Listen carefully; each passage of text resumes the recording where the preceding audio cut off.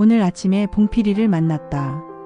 시장에 장을 보러 나가는 길에 골목에서 우연히 마주쳤는데 정말 오랜만이었다. 초등학교 동창인 우리가 같은 동네에 살면서도 이렇게 제대로 이야기를 나눈 건 몇 년 만인 것 같다. 봉필이는 버스 운전기사라 늘 바쁘게 지내는데 마침 비번이라고 했다. 어제 늦은 차까지 운전하고 새벽에 들어왔다면서 피곤한 기색이 역력했다. 그런데 주변을 둘러보더니 주변의 낡은 집들을 보고 약하게 한숨을 쉬는 게 역시 재개발에 대한 생각이 복잡한 모양이었다. 내가 재개발 얘기를 꺼내자 봉필이는 역시나 반대 입장을 분명히 했다. 보상금으로는 아파트 살 돈이 부족하고 대출까지 끼고 살면 이자만 내다가 주겠다는 게 그의 솔직한 마음이었다. 그런데 더 큰 문제는 그가 월세를 받던 반지하 집이었다. 작년 여름 침수로 3번이나 물이 들어와서 그 이후로는 아예 세입자가 안 들어온다고 했다. 요즘 누가 반지하에 살려고 하겠냐면서 한숨을 쉬는 모습이 안쓰러웠다. 나도 처음엔 재개발을 망설였었는데 영희네와 철수네가 아파트로 이사간 후 훨씬 좋아졌다는 이야기를 들으면서 마음이 기울었다고 했더니 봉필이가 고개를 끄덕이긴 했지만 여전히 걱정스러워했다. 그러면서 우리는 이 동네의 현실적인 문제들에 대해 이야기하게 되었다. 주차 문제는 정말 심각했다.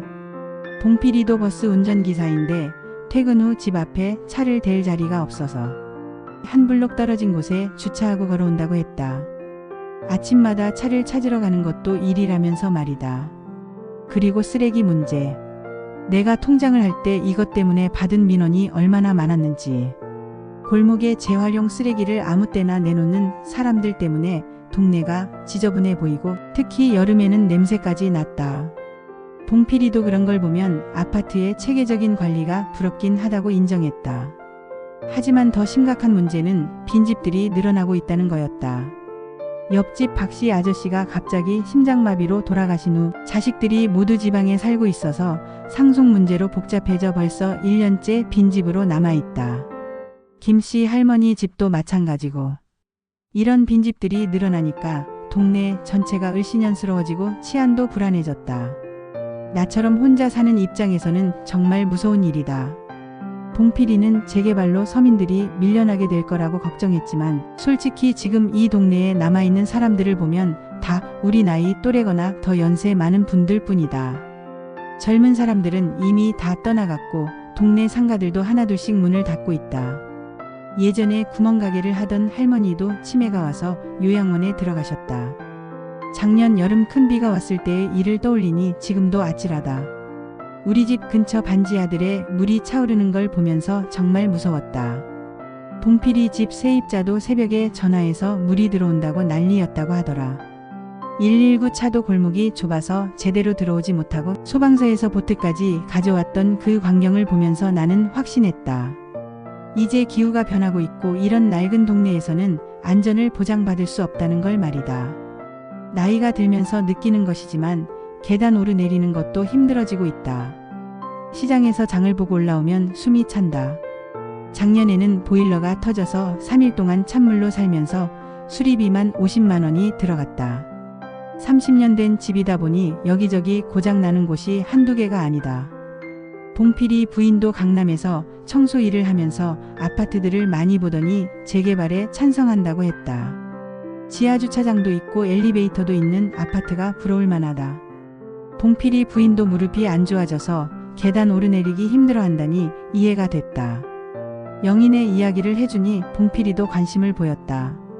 영희가 처음엔 아파트 평수가 작아서 답답했지만 살다 보니 괜찮고 관리비도 생각보다 비싸지 않으며 무엇보다 안전하다는 게 가장 좋다고 했다는 이야기 말이다.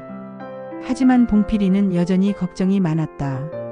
버스 운전을 언제까지 할 수 있을지 60이 넘은 나이에 몸도 예전 같지 않다고 하면서 고정 지출이 늘어나는 것에 대한 부담을 토로했다. 우리 대화는 결국 현실적인 타협점을 찾는 쪽으로 흘렀다. 어차피 조합에서 추진하는 일이니 우리 개인의 의견이 크게 반영될지는 모르겠지만 그래도 최대한 유리한 조건으로 진행되도록 관심을 가져야 한다는 것이었다. 나중에 시간이 될 때 함께 설명회에 가보자고 제안했더니 봉필이도 좋은 생각이라며 부인도 함께 데려가겠다고 했다. 헤어지기 전에 봉필이가 골목 교통사고 얘기를 꺼냈을 때 나도 어젯밤 음주운전 차량이 담벼락을 들이받은 일을 이야기했다. 골목이 좁아서 위험하다는 것도 재개발의 필요성을 보여주는 부분이었다. 30년 넘게 이 동네에서 함께 살아온 동창 친구와 이렇게 진솔한 대화를 나누면서 우리가 처한 현실이 얼마나 복잡한지 새삼 느꼈다. 봉필이는 여전히 반대 입장이지만 대화를 나누면서 조금씩 마음이 흔들리는 것 같았다. 나 역시 그의 걱정을 이해할 수 있었다. 결국 우리 같은 평범한 서민들에게는 선택의 여지가 많지 않다. 큰 흐름 속에서 최선을 다해 적응해 나가는 수밖에. 그래도 오랜 친구와 이런 이야기를 나눌 수 있어서 마음이 한결 가벼워졌다. 혼자 고민하고 있던 것들을 털어놓으니 조금은 정리가 된 것 같다. 내일부터는 좀 더 적극적으로 재개발 정보를 알아봐야겠다. 봉필이와 약속한 설명회도 꼭 함께 가서 우리에게 가장 유리한 방향이 무엇인지 찾아보자. 변화는 피할 수 없으니 그 변화 속에서 우리가 할 수 있는 최선을 다하는 것이 중요할 것 같다.